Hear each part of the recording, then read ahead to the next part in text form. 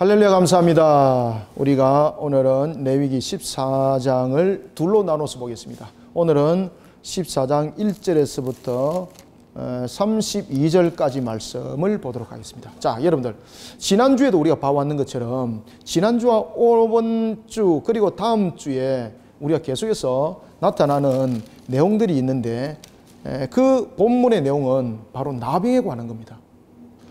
성경에서 여러분들 왜 나병에 관해서 이렇게 많은 장을 할애를 했을까, 여러분들? 저주입니다, 저주. 이 나병은 그 당시에 하나님으로부터 임한 저주로 난 병이다, 이렇게 그들은 여겼던 것입니다.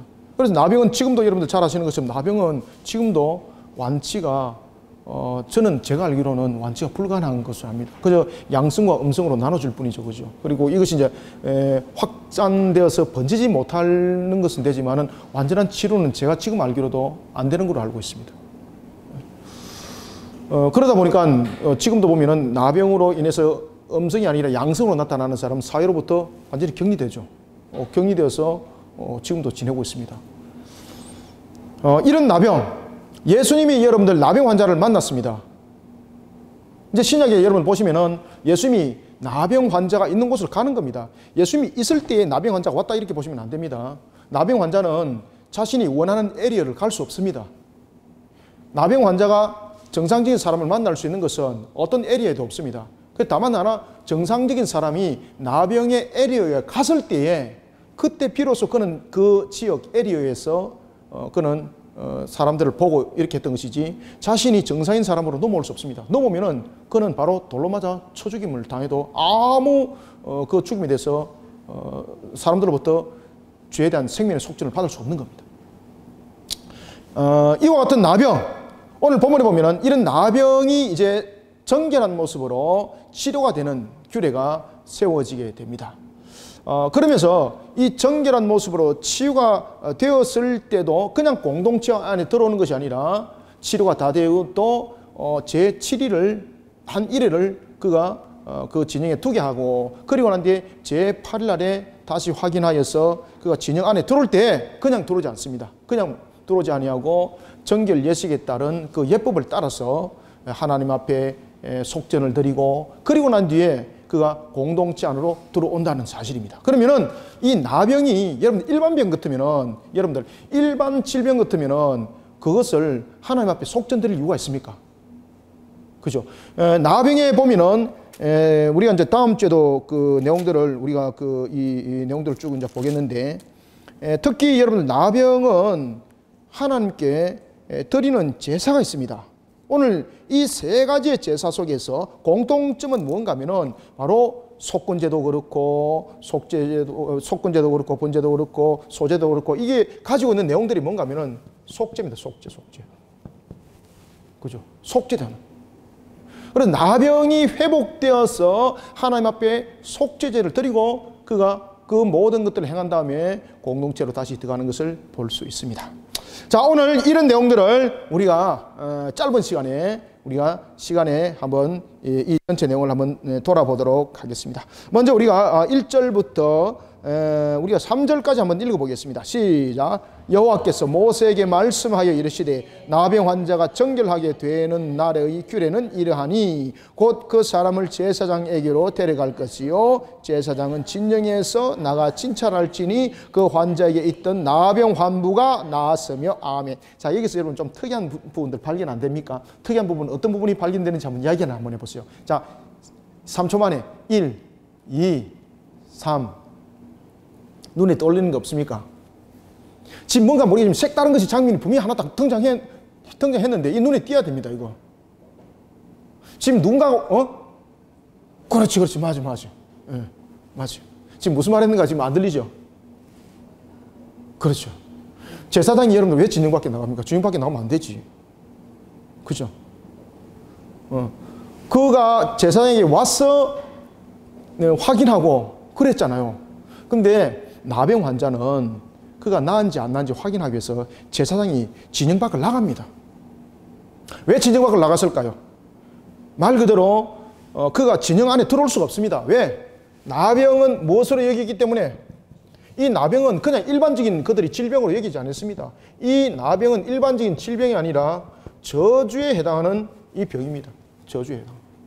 하나님의 저주로 인하여서 일어나는 것이기 때문에 이 저주 속에 있는 자가 공동체 안으로 들어올 수 있을까요? 없을까요? 그렇죠. 공동체 안에 들어올 수 없습니다. 공동체 안에. 그래서 이 나병 자체를 부정한 병으로 본 겁니다. 부정한 병. 하나님의 저주로 인하여서 일어난 병. 그러니 공동체 안에 들어올 수가 없는 겁니다. 그러면 그가 나은지 안 나은지 그가 공동체 안에 들어와서 내가 나았습니다라고 말할 수 없는 겁니다. 그러면은 이 사람이 나병이 나은지 안 나은지를 공동체 밖에서 확인을 해야 되는데, 그러기 위해서는 이 사람이 나병인지 아닌지를 확인하는 사람이 누구였습니까? 그렇죠. 제사장이었죠. 그러면 제사장이 공동체 안에서 확인을 하는 것이 아니라 어디로 나가는 겁니까? 이 나병 환자가 있는 진영 밖으로 나가는 겁니다. 진영 밖으로. 야, 이것을 통해서 여러분들이요, 우리가 두 가지를 깨달아야 됩니다. 예수님이 나병 환자를, 제가 서두에도 말씀드렸죠. 예수님이 신약시대에 예수님께서 나병 환자를 만나기 위해서 예수님이 진영 밖으로 나갔습니까? 아니면은 그가 예수님을 찾아왔습니까? 예수님이 나간 겁니다. 그들은 절대 이 진영 안으로 못 들어옵니다. 진영 안으로 들어왔을 때는 그 자체가 부정한 곳이 돼가지고 그 한 사람으로 인해서 공동체가 전부 다 부정하게 되는 겁니다. 저준 거죠. 그러니 그를 진영 안으로 들이보내는 사람도 문제가 되지만은 들어온 그 자체도 큰 문제가 되는 겁니다. 여러분들, 바울이 세계전도 여행을 하고 난 뒤에 그가 예루살렘으로 왔지 않습니까? 예루살렘으로 올 때 예루살렘에서 한 난리가 났죠. 어떤 난리가 났습니까? 어떤 소문이 나돌았습니까? 바울이 이방인을 어디 데리고 들어갔더라? 성전 안뜰에 데리고 들어갔더라. 이게 난리가 났다는 거죠. 실질적으로 안뜰에 데리고 들어간 사실이 없는데, 이제 그런 소문을 나돌린 거죠. 부정하다 여기는 그가 성전 안뜰에 들어갔다는 것은 유대인들 전체를 향한 모독이고 수치였고 또한 그들을 향한 저주였습니다. 저주 선포. 그러니까 사도 바울이 이방인을 데리고 정결한 지역에 부정한 이방인을 데리고 들어갔다는 그 소문이 바닥에 퍼지니까 사람들이 사도 바울을 칭찬했을까요? 쳐 죽이려고 그랬을까요? 그렇죠. 죽이려고 그러는 거예요. 마찬가지인 거예요. 여기에 있는 나병 환자가 진영 안으로, 공동체 안으로 들어가게 되면 이 공동체 안 전체가 부정하게 되는 거죠. 부정이 되는 거죠. 이거는 보통 심각한 문제가 아니죠. 그들은 공동체 안으로 여러분 들어올 수가 없는 겁니다. 그래서 제사장이 진영 밖으로 나갑니다. 이것을 말해서 이거를 우리가 은혜라고 말하는 거예요. 제사장이 그를 진영 밖에 아무리 치료가 되더라도 제사장이 그를 만나기 위해서 진영 밖으로 안 나가면 그 사람은 평생 공동체 안에 들어온다 못 들어온다? 그렇죠. 못 들어오는 겁니다. 그래서 하나님께서 진영 안에 있는 제사장을 그 진영 밖으로 나가서 그 사람이 치료가 되는지 안 되는지를 확인시키는 것은 하나님의 은혜의 베푸심이에요. 예수님이 진영 밖에 문둥병 환자를 만나러 갔습니다. 마치 성경에서는 예수님이 있는데 문둥병 환자가 찾아온 것처럼 보이지만은 그 에리어는 일반 사람들이 가는 곳이 아니라, 그렇죠, 문둥병 환자가 지낼 수 있는 에리어에 예수님이 가신 겁니다. 그래서 그가 나사렛 예수여, 다윗의 자손이요, 그러면서 나를 낫게 해달라고 말했죠. 당신은 나를 낫게 할 수 있다라고. 자, 이런 모습처럼 오늘도 우리는 하나님의 은혜가, 그리고 공동체의 청결함도 지키면서 하나님께서 그를 구원하기 위해서, 그죠? 구원하기 위해서 직접 제사장을 보내어 진영 밖으로 그를 구원하기 위해서, 나병 환자 속에 있는 그를 구원하기 위해서 보냈다는 거죠. 이 바로 예수 그리스도의 우리의 구원의 예표함이 무엇인가를 우리에게 설명을 하고 있습니다. 우리는 여러분들 나병 환자같이 하나님의 저주로 인하여서, 우리의 죄로 인하여서 우리는 정말로 스스로 정결다 하지 못하는 속에 우리는 공동체 안에 들어갈 수 없는 모습이 됐던 것이 인간이었습니다. 그런 우리를 예수 그리스도께서 진영 밖으로 찾아오셔서 우리를 회복시키시고 진영 안으로 데리 들어간 거죠.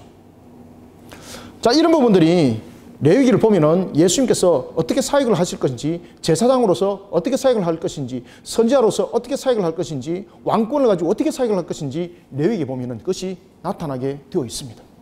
그래서 여러분들, 레위기는 우리에게 제사법을 말하기도 하지만은 이 레위기는 전체적으로 예수님의 사역, 그리고 예수님의, 여러분들이 잘 아시는 것처럼 대속의 값, 이 부분들을 조명해 주고 있는 겁니다. 특히 오늘 본문에서 등장하는 것은 예수님이 대속의 값으로서가 아니라 우리를 향하여 진영 밖으로 나와서 우리를 구원하고 그리고 우리를 하나님의 복된 장소로 옮기는 바로 그 장본인이 되는 하나의 예표적인 측면을 나병 환자의 이 장면을 통해서 우리에게 설명해 주고 있는 겁니다. 이해가시죠? 그래서 예수님께서 신약에 보면은 나병 환자를 실제로 직접 찾아가죠. 그죠? 여러분들 이 부분들을 잘 목격을 하셔야 되는 거예요. 그래서 제가 1절부터 3절에는 무엇을 찾아라? 제사장이 어디로 갔더라? 그렇죠. 이게 여러분 보통 문제가 아닙니다. 진영 밖으로 나갈 수가 없는 거예요.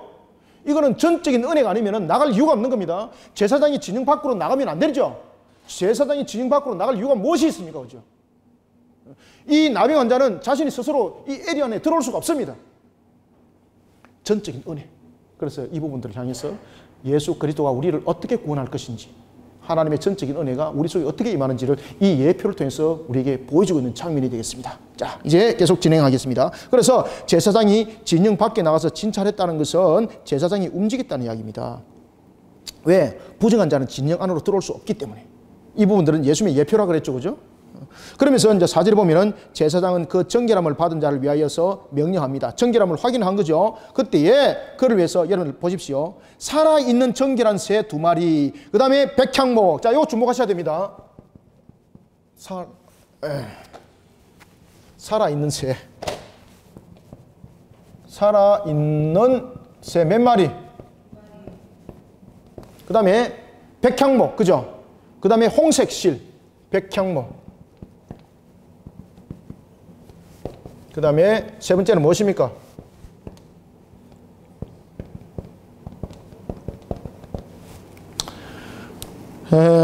홍색실. 그 다음에 네 번째 우슬초죠. 홍색실과 우슬초.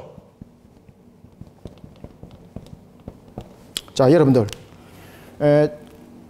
이 나병으로부터 정결함을 받은 그가 치료를 받은 그를 제사장이 진영 밖에 가서 확인을 하고 그를 향해서 이렇게 말합니다. 너는 이것을 준비하라. 명령하는 거죠. 명령이라는 것은 필수입니다. 필수. 자, 이 부분에 대해서 명령이라는 것은 필수를 말하고 있는데 왜 살아있는 새를 2마리 준비하라 그랬을까요, 여러분들? 나병 환자인데 왜 살아있는 새를 준비하라 그랬을까요, 여러분들? 속죄제. 그 다음에 드릴 게 없었어. 그거는 다음에. 야, 너무 빨리 진행하네, 두 사람 다. 그거는 제가 이제 다음에 이야기할 겁니다. 두 사람 다 이야기한 거는. 지금 이야기는 그것이 아니고, 왜 제사장이 이 부분들을 준비를 하도록 했는가 하면은, 살아있는 그 자체는 부정함에 반대죠. 그죠? 여기서 왜 살아있는 새를 가지고 오라는가 하면은, 그가 부정함으로부터 벗어났다는 겁니다. 부정함으로부터 벗어남을 상징합니다. 이 살아있는 새가.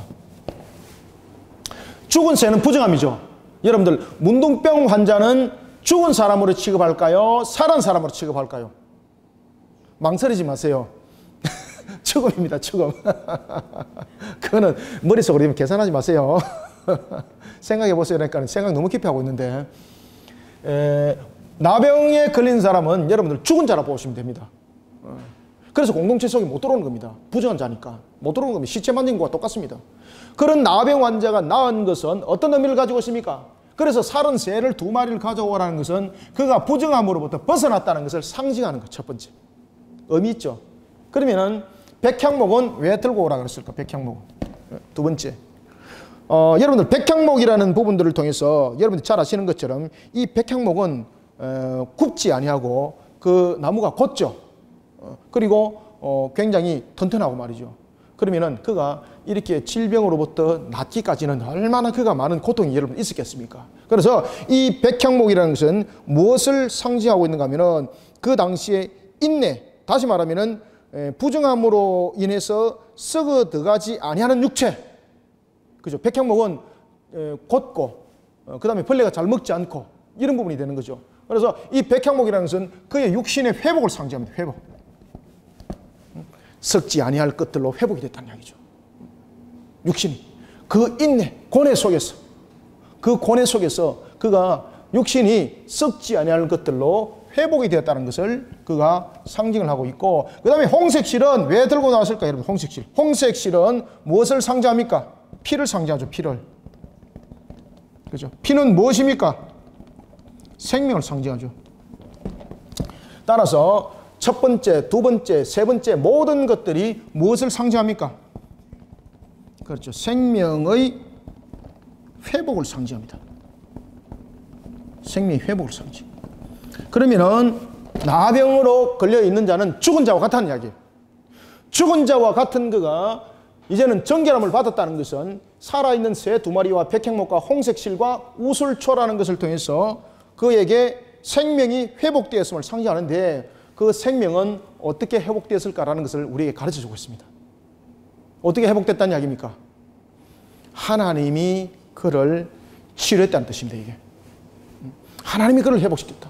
생명의 회복을 상징하는 데에 이 생명의, 이게 화면에 보입니까? 보입니까? 이 생명의 회복을 상징할 때 이 생명은 누가 회복시켰다는 이야기입니까? 그렇지. 하나님의 전적인 은혜로서, 하나님의 전적인 은혜로서 그가 이렇게 회복이 된 것을 이 예물을 통해서 상징을 우리가 하고 있는 것을 볼 수가 있습니다.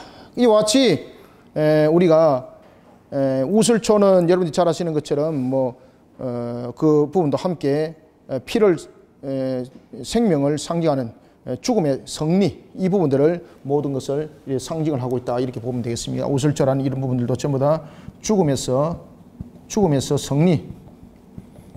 승리를 상징하고 있다. 그죠? 승리를 상징하고 있다. 예? 어떤 것이 안 보입니까? 이거. 요거 안 보입니까? 그래요? 그래요. 예, 죽음에서 승리한 것을 우리가 볼 수가 있겠습니다. 자, 이런 속에 이제 5절에 보면은 제사장은 또 명령합니다. 또 명령. 그래서 아까 집사님이 그 속전을 드리는 데 있어서 가져오라는 것은 이제 6절 이하를 이제 설명하는 겁니다. 6절 이하. 자, 그러면서 또 다른 새를 가져오라 그럽니다. 다른 새는 산채로 가져다가 백향목과 홍색실과 우슬초와 함께 가져다가 흐르는 물 위에 잡은 새의 피를 찍으라고 말하고 있습니다. 자, 여기서 여러분들 다른 새는 산채로 가져다가 백향목과라고 이렇게 말을 하고 있는데, 이 여기에서 드리는 예식과 그리고 또 하나는 그가 공동체의 진영에 들어갈 때 제8일째 드리는 예물이 구별이 됩니다. 자, 여기서 6절에 보면은 다른 새는 산채로 가져다가 백향목과 홍색실과 우슬초와 함께 가져다가 흐르는 물 위에서 잡아라. 흐르는 물 위에서 잡고 하나는 잡지 말도록 합니다. 여러분들 지금 여기서 보면은 우슬초와 함께 가져다가 흐르는 물 위에서 그로 하여금 잡는다는 것은 오늘 본문에도 나타나고 있는 것처럼 흐르는 물은, 생수는 여러분들 잘 아시는 것처럼 정결케 하는 거, 그런 부분들을 우리 속에 담고 있는데, 왜 그러면은 그를 물 위에서 새를 잡았을까라는 것입니다. 그것은 말 그대로 오늘도 자신이 그 나병으로부터 벗어난 것이 자신의 어떤 치료의 방법과 그리고 다른 어떤 수단에 의해서 일어나는 것이 아니라 하나님의 전적인 은혜로 인해서 회복됐다는 것을 말하고 있고, 그 다음에 이 백향목이라는 것은 살아있는 새 두 마리 가운데서 한 마리는 피를, 그리고 한 마리는 산채로 이 문제들을 해결하는 것은 앞으로 장차 일어날 예수 그리스도의 그 죽음을 통해서 나병과 같은 우리를 회복시킬 것을 상징을 하고 있습니다. 자, 이때에 보십시오. 이때에 새가 두 마리가 있는데 한 마리는 죽이지 않습니다. 그리고 한 마리는 잡아서 그 피를 찍어가지고 나병에서 정결함을 받은 자에게 7번 뿌리라. 7번이라는 것은 그가 완전 정결케 됐다는 상징입니다. 이게. 그리고 그에게 피를 7번을 뿌린다는 것은, 피는 생명이지 않습니까? 그가 죽었던 그가 이제 완전하게 생명이 회복되었습니다라는 뜻을 상징하기 위해서 7번 피를 뿌리라는 거예요. 7번 피를 뿌리라. 자, 그런가 하면은 7번 뿌려 정하다 하고 그 살아있는 새는 들에 놓아라. 여러분들, 이 한 마리는 피를 찍어서, 잡은 새를 피를 찍어서 7번을 뿌리면서 정하다 하고, 또 살아있는 새는 왜 들에 놓습니까?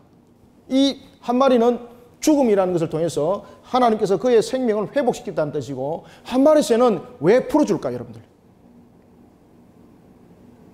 왜 두 마리를 다 안 잡았을까, 여러분들?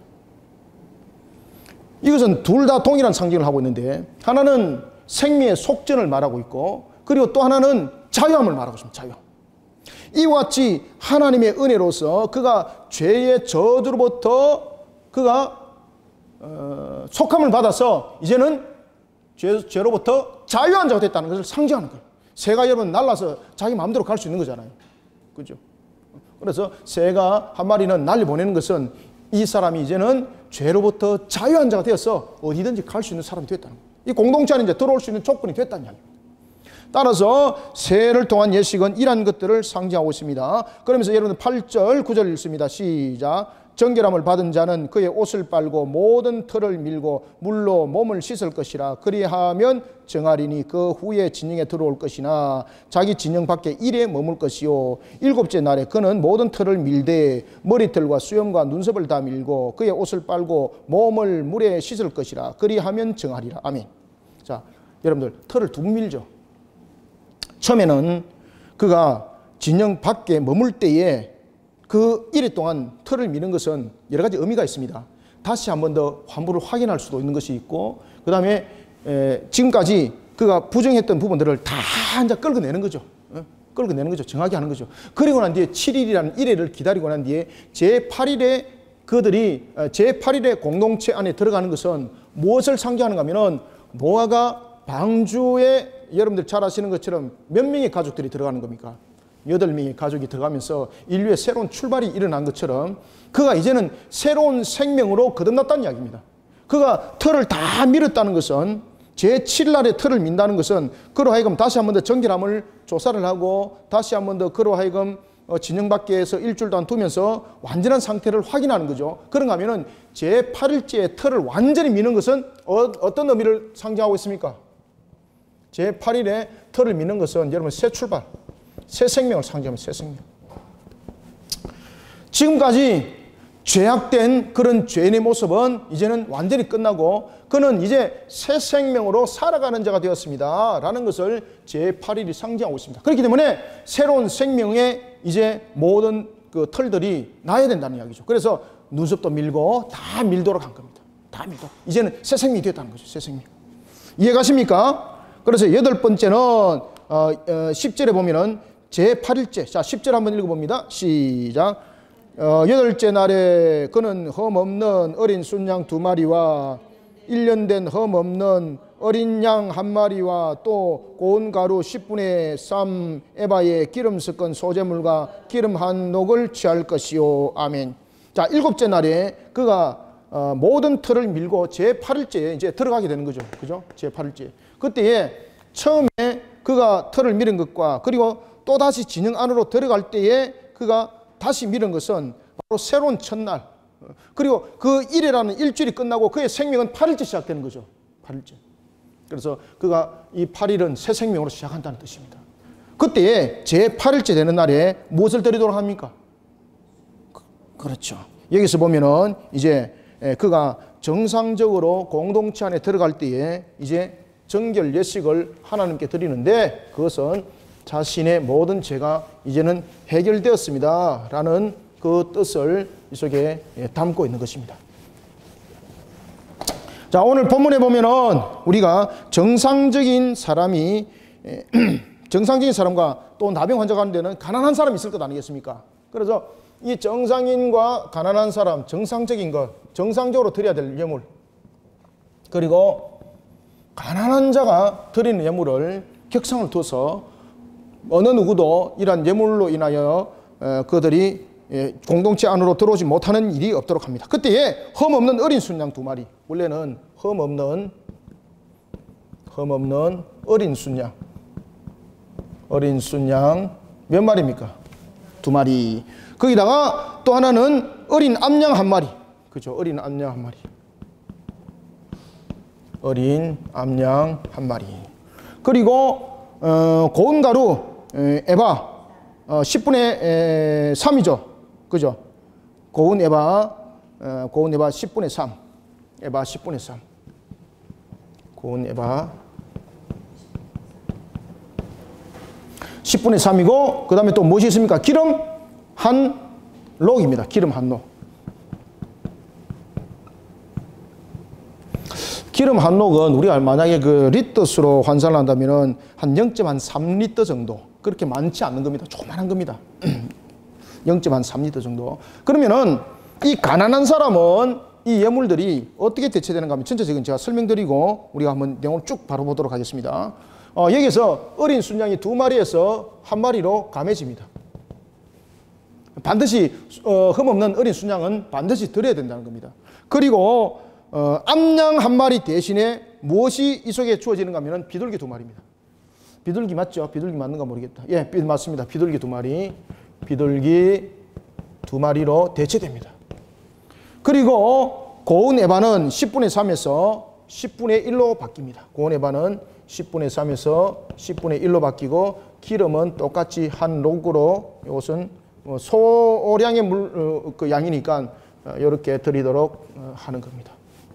그래서 누구든지 어떤 누구도 이러한 예물을 드리지 못하여서 공동체 안으로 들어오지 못하는 일이 없도록 이와 같이 예물을 드리도록 하는데 특히 이 예물 속에는 여러분들이 무엇이 있는가 하면은 우리가 이 드리는 예물 속에 대표적으로 여러분 나타나는 것이 속근제입니다. 속근제.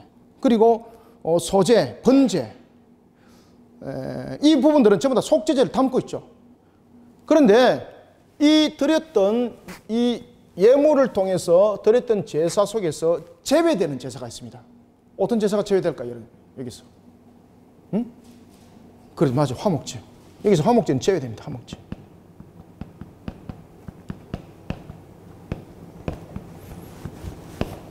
이 자체는 여러분 하나님과 화목을 이루는 문제가 아니죠. 하나님으로부터 그가 죄사함을 받아야 될 문제. 그래서 여기 속에서 드리는 이 제사는 속건제 그리고 번제, 소제를 담고 있는데 이 내용은 여러분들 전부 다 이 안에 속죄제를 담고 있습니다. 속죄제. 그래서 5가지 제사 중에서 화목제가 제외됩니다. 이 속에서 화목제가. 이와 같은 정결함 속에 제사를 드릴 때에 11절 보십시오. 11절에 보면은 정결하게 하는 제사장은 정결함을 받은 자와 그 물건들을 회막문 요 앞에 두고 12절에 속건제를 드릴 때에 어떻게 드려라? 요제로 삼아라. 요제로 삼아라. 여기서 여러분 요제로 삼는다는 것은 병에 나은 자의 문제는 자신의 능력으로 나은 것이 아니라는 것입니다. 이 지금 속건제를 드린 걸 통해서 그가 하나님과의 부분에 대해서 마치 잃어버린 자와 같은 그였는데 하나님은 그를 회복시켰다는 이야기죠.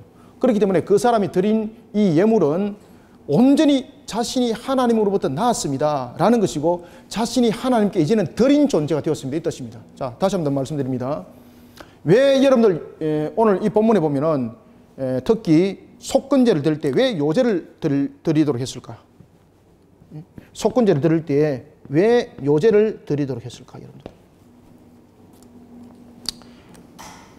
여 앞에서 흔들어 드리는 요제, 왜 흔들어서 드리는 요제를 드리도록 했을까?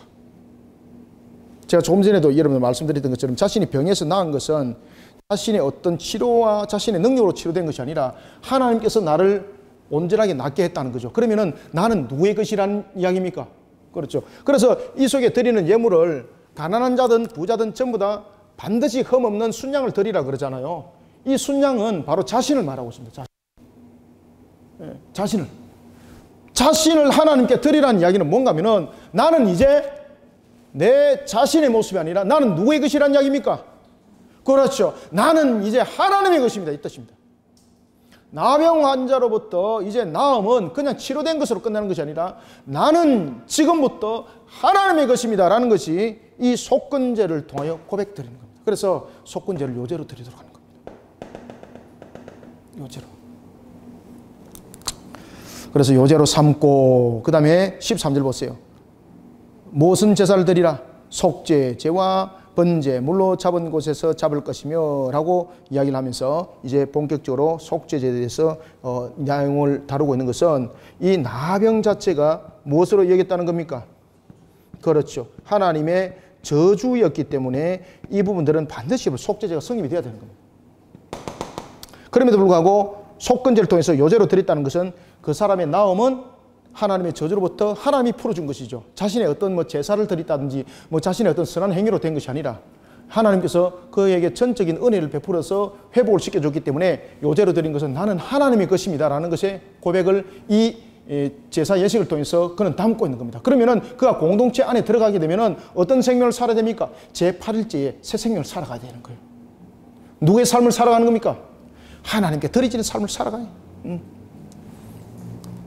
오늘도 우리가 구원을 받았습니다. 우리는 제8일자에 마치 새롭게 우리는 태어난 자와 같은 그런 모습 속에 우리는 이제 하나님의 허락하신 공동체 속에서 살아가고 있습니다. 그런 우리는 오늘 자신이 속건제 요제로 드렸던 것처럼 우리는 내 자신이 하나님께 이제 드려진 존재가 되어야 되는 겁니다. 예수 그리스도로 말미암아서 우리가 구원받았다는 것은 이러한 부분들을 예표하고 있다. 자, 이런 속에 제사장은 14절에 보면은 이제 속건제물의 피를 취하여 정결함을 받은 자의 오른쪽 귀 보십시오. 오른쪽 귀, 그 다음에 오른쪽 엄지손가락, 오른쪽 발가락에 그 피를 발라라. 이거는 무엇입니까? 전인격입니다. 전인격. 귀, 손가락, 발가락 끝. 이것은 뭔가 하면 그 사람의 모든 전인격, 모든 전인격을 하나님께서는 회복시켰다는 이야기입니다. 하나님께서. 그래서 이러한 희생의 제물을 통해서 하나님이 그를 온전히 회복시켰다는 것을 말할 때에 전인격을 이 오른쪽 귀, 볼, 그 다음에 오른쪽 손가락, 그 다음에 오른쪽 발가락은 이것을 우리에게 대표하고 있다. 그러니 우리에게는 앞으로 들을 것은 하나님의 음성을 듣는 자가 되고, 그죠? 우리가 일을 할 때도 어떤 일들을 주관할 때도 주님이 기뻐하는 일을 하고, 어떤 일들을 할 때도 세속적인 일들을 하지 말고 하나님의 나라와 그 영광을 위해서 다리도 그렇게 걸어가는 자 되어라. 그러니까 이 요제와 귓불에 요 손가락에 그리고 발가락에 발라는 것이 연결이 되고 있습니까? 안 됩니까? 그렇죠. 연결이 되는 거예요, 지금. 우리의 전인격이 이와 같이 하나님 앞에 바르게 쓰임받는 헌신자가 되어라. 이 뜻입니다. 그러면서, 자, 보십시오. 그리고 16절 보시면은 오른쪽 손가락으로 왼손에 기름을 찍어라. 그죠? 이제 짐승은 잡아가지고 이와 같이 하나님께 드리는 예물이 될 때에 요제로 드리고, 그리고 또한 그 피를 가지고 찍어서 오른쪽 깃볼과 오른쪽 손가락과 오른쪽 발가락에 바른다는 것은 그 사람이 이제 전인격이 하나님 안에서 하나님의 말씀을 바르게 듣고 하나님께서 원하시는 그 일들을 하고 하나님께서 원하시는 그 방향을 향해서 나아가는 그런 모습이 전인격이 되어라는 이야기입니다. 자, 그러면서 이제 15절, 16절에 보면은 한 녹을 취합니다. 기름 한 녹을 취해서 왼손에 부으라는 거예요. 왼손에 부어서 오른쪽 손가락으로 기름을 찍어가지고 이 손가락으로 여호와 앞에서 7번 뿌리라. 7번. 자, 7번은 완전함을 말하죠. 이제는 완전하게 회복되었습니다. 이제는 그가 완전한 공동체 속에 들어왔습니다. 라는 것과 함께 그는 이제 완전한 하나님의 사람이 되었습니다. 라는 것을 세 가지를 함께 상징을 하고 있는 겁니다. 자, 그렇게 7번을 뿌릴 것이고, 그 다음에 손에 남은 기름 17절은 어떻게 하라? 손에 남은 기름은 그 사람의 오른쪽 귀, 맞죠? 귓불이, 그 다음에 오른쪽 엄지손가락 17절, 오른쪽 엄지발가락 곧 속건 제물의 피 위에 발라라. 왜 그랬을까요? 기름은 여러분들 잘 아시는 것처럼 은사, 능력도 함께 상징합니다. 그러면 여기서 핏뿌림의 위에 왜 그것을 바르도록 했는가라는 것은 앞으로 살아나갈 방향과 그 모든 것이 무엇이 되라는 이야기입니까? 앞으로 살아나가는 방향과 모든 것이 하나님의 영광이 되어라. 하나님의 영광이 되는 삶을 살아라. 이 뜻입니다. 하나님의 영광이 되는 삶을 살아라. 그리고는 18절에, 자, 18절 한번 읽어보겠습니다. 시작. 아직도 그 손에 남은 기름은 제사장이 그 정결함을 받은 자의 어디에다가 머리에 바르고 제사장은 여호와 앞에서 그를 위하여 속죄하고. 아멘. 남은 그 기름은 그 사람의 머리 위에 다 바르는 겁니다. 이 남은 기름은 그 머리 위에 다 바른다는 것은 무엇을 의미합니까? 헌신된 삶을 말합니다. 헌신된 삶. 기름은 무엇을 상징한다 그랬습니까? 능력. 또 무엇을 상징합니까? 기름이라는 것은 바로 어떤 은사.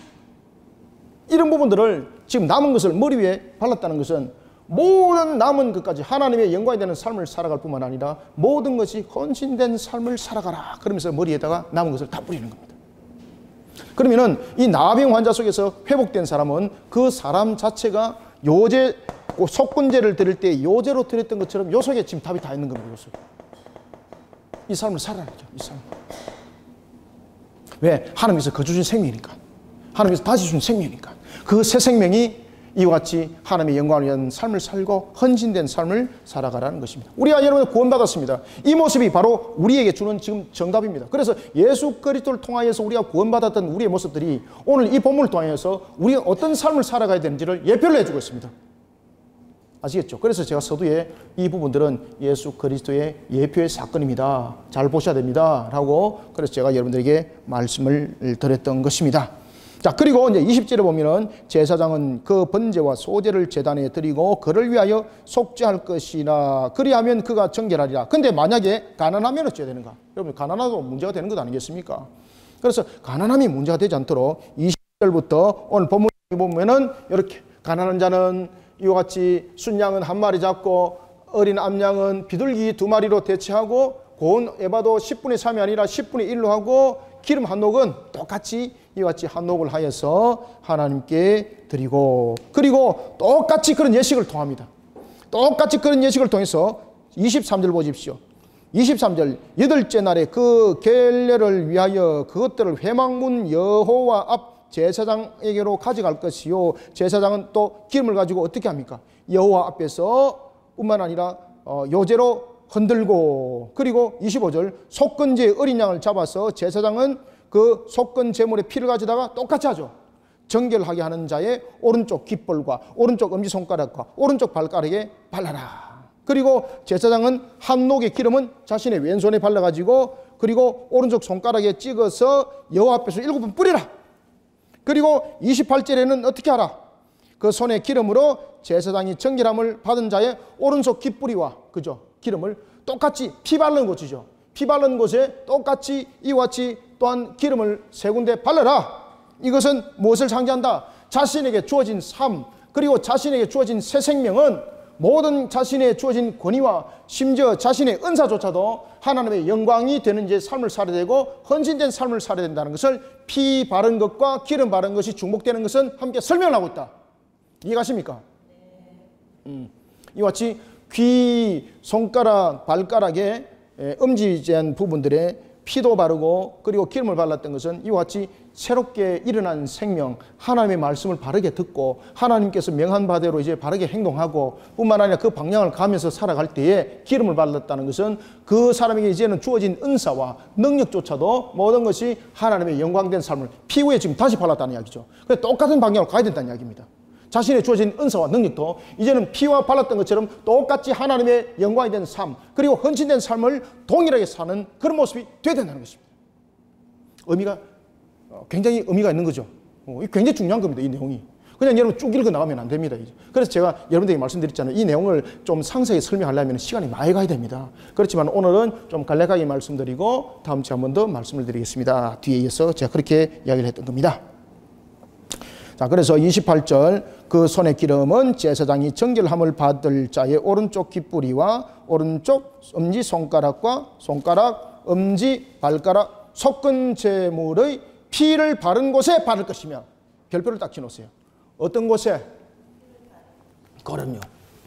피를 바른 곳에. 피를 바른 곳에라는 것은 변함이 없으라는 이야기죠. 피를 발란 이유와 합일체가 된다는 이야기입니다. 이제는 하나님께서 새 생명을 줬습니다. 그것이 피 뿌림에 대해서 피를 발랐다는 거죠. 새 생명 준 것. 그 다음에 기름은 능력, 은사라고 말했죠. 그러면은 하나님께서 그에게 또 은사와 능력도 줄 것입니다. 그러면은 모든 것들이 동일하게 움직이셔야 된다는 이야기입니다. 어떻게? 하나님의 영광을 위해서 모든 삶들이, 헌신된 삶들이 이제는 생명, 자신의 주어진 은사에 능력에 이르기까지 모든 것들이 그러한 방향으로 쓰임받아야 된다는 사실입니다. 이것이 여러분 그리스도인의 인격입니다. 아까 인격을 아까 모르셨죠, 그죠? 인격. 아까 질문했잖아요. 그래서 이런 인격들이 만들어졌을 때에 야, 저 사람이 정말로 하나님의 사람이구나. 아시겠습니까? 신앙의 인격들. 그런 신앙의 인격들로 만들어가는 하나님의 나라의 진정한 백성. 그 삶들을 이제 공동체 속에서 네가 모범이 되어서 살아가라는 것입니다. 자, 29절부터 32절까지 읽어봅니다. 시작.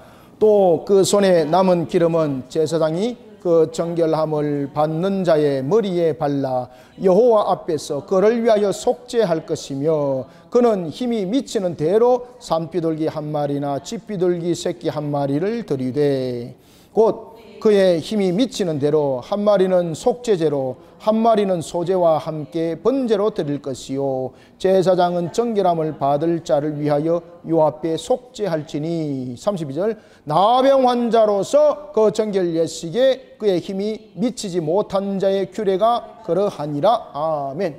그래서 이 새를 산비둘기 한 마리나 집비둘기 새끼 한 마리나 라고 말하면서 이제 새 비둘기를 두 마리를 말하고 있죠. 그 비둘기 두 마리를 가지고 오늘 본문 속에서 우리에게 말해주고 있습니다. 하나는 속죄제로 또 하나는 소제와 함께 번제로 드릴 것이며 라는 부분에 대해서 하나님과의 완전한 이제 관계적인 측면에서 죄 사함에 대한 용서가 이 속에서 이제 일어나는 것입니다. 자, 이 속에서 우리가 예수 그리스도를 통해서 우리가 하나님으로부터 죄 사함이라는 용서를 받았습니다. 그러면은 우리의 생명은 오른쪽 깃뿌리에 오른쪽 엄지손가락에 오른쪽 발가락에 피가 발라진 거죠. 누구의 피가? 그럼요. 그러면 우리는 이제 새 생명이 누구의 생명으로 살아가는 이야기예요? 그렇죠. 눈 깜빡깜빡하지 말고 예수 그리스도의 생명을 살아가야 되는 거예요, 여러분들요. 아시겠습니까? 거기다 또한 하나님이 우리에게 또한 은사와 능력을 줬다. 동일한 장소에 발랐습니다. 그러면은 이 은사와 능력도 어떻게 사용하라? 그럼요. 하나님의 영광을 위해서 하나님의 영광을 위해서. 그렇죠? 그렇게 동일하게 살아가는 우리 모습들이 되어야 되는 것입니다. 그래서 여러분들 레위기를 잘 보시면은요, 정말로 은혜가 흐르는 예수 그리스도가 눈에 보이는 십자가 정말로 눈에 보이는 장면들이 펼쳐집니다. 이게. 그래서 레위기는 그냥 살짝 넘어갈 문제가 아니라 이와 같이 우리가 성경 공부를 통해서 또는 말씀 강론을 통해서 이런 것들을 배워 나가야 되는 것입니다. 짧은 시간이지만은 제가 여러분들에게 지금 골격만 가지고 말씀드리겠습니다만 이것을 보다 더 상세하게 말씀드리면요, 오늘 이 내용들은 굉장히 긴 내용들입니다. 이게 나중에 이 내용들이 요한계시록과 연결됩니다. 이 내용들이 나중에 이제 우리가 요한계시록 이제 공부할 때 되면 이제 그런 것들을 제가 시간 봐가지고 성경들을 제가 대입시켜서 여러분들에게 이제 설명을 해 나갈 것이거든요. 그때 여러분들이 또 배우시고 오늘은 여기까지만 우리가 공부를 하겠습니다. 오늘 여러분들이 잘 아시는 것처럼 이와 같이 나병 환자를 회복시키는 것도 하나님의 모든 전적인 은혜였더라. 그런 그가 회복받을 때에 참으로 중요한 것은 속건제 속에서 요제가 이 속에 굉장히 중요하게 작용을 했더라. 이 요제는 무엇이었습니까? 하나님께 드리진 삶이었다. 드리진 삶. 이제는 내 자신이 하나님의 것입니다. 그러면서 오른쪽 볼과 오른쪽 엄지손가락, 오른쪽 발가락에 피를 바른 것은 모든 것이 하나님을 향하는 방향이 되어야 된다. 하나님의 말씀을 이제 경청하고 하나님의 주신 일들을 하고 그 방향으로 나갈 때에 또한 기름을 바른다는 것은 기름은 능력과 은사를 말하고 있는데 또한 그런 속에 우리에게 주어지는 앞으로 부과되어지는 은사와 능력 여러 가지 물질적인 부분도 있겠습니다. 그런 부분들이 어떻게 피 바른 곳에 발랐다는 것은 그 또한 은사와 능력 또한 하나님의 영광이 되는 그런 삶을 헌신되이 살아가라는 바로 징표인 것입니다. 우리가 예수 그리스도를 통해서 구원받은 우리의 모습들이 그렇게 살아가는 저가 되어야 된다는 겁니다. 다시 말하면 신앙의 바른 인격 속에 살아가라는 이야기입니다.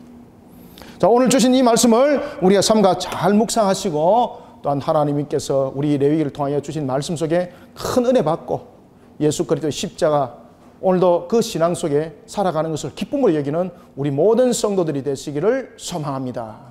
기도하겠습니다. 살아계신 아버지 하나님, 참으로 주님의 은혜를 감사드립니다. 오늘 특별히 레위기를 통하여 나병 환자의 회복이 우리에게 무엇을 말하는지 또한 우리에게 그 핏부림과 요제 제사를 통하여 그리고 또한 기름 바름을 통하여 우리에게 깨닫게 알게 하셨습니다.